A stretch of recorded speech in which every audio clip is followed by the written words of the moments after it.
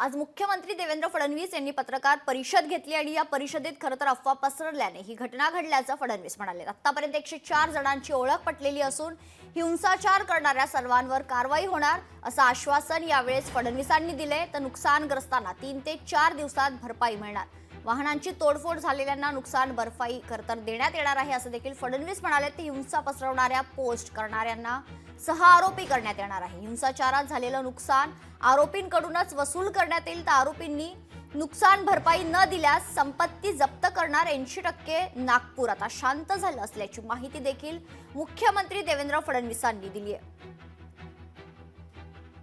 जे दंगेखोर दिसतात त्यांच्यावर अटक करण्याची कारवाई पोलिसांनी सुरू केली आहे। 104 लोक आतापर्यंत आयडेंटिफाय झाले आहेत, ज्यामध्ये 92 लोकांना अटक केली आणि 18 वर्षाच्या खालचे विधी संघर्षित असल्यामुळे त्यांच्यावर ज्या प्रकारची कायद्याने कारवाई करता येते ती कारवाई करण्यात आली आहे।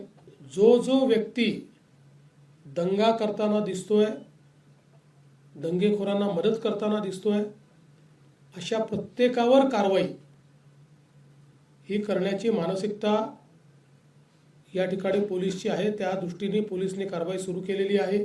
ज्या लोकांचं नुकसान झालेलं आहे, गाड्या फोडणं, काहींच्या पार्शली गाड्या फुटल्या आहेत, त्या सगळ्यांना पालकमंत्र्यांनी स्वतः लक्ष घातलेलं आहे।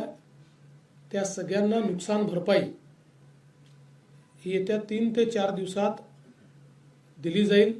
मोठ्या प्रमाणात सोशल मीडियाचं ट्रॅकिंग करून ज्या लोकांनी ही घटना घडावी किंवा ही घटना ॲग्रिवेट व्हावी म्हणून पोस्ट केलेली आहे, त्या सगळ्यांना दंगेखोरांसोबतच सहआरोपी बनवलं जाणार आहे।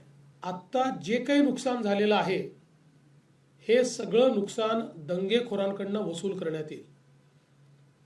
त्याची सगळी किंमत काढली जाईल आणि ते दंगेखोरांकडून वसूल केलं जाईल आणि दंगेखोरांनी ते पैसे भरले नाहीत तर त्यांची प्रॉपर्टी विकली जाईल। अशा प्रकारे नागपूरमध्ये किंवा महाराष्ट्रात कुठेही या गोष्टी सहन केल्या जाणार नाहीत, काहीही परिणाम होणार नाही।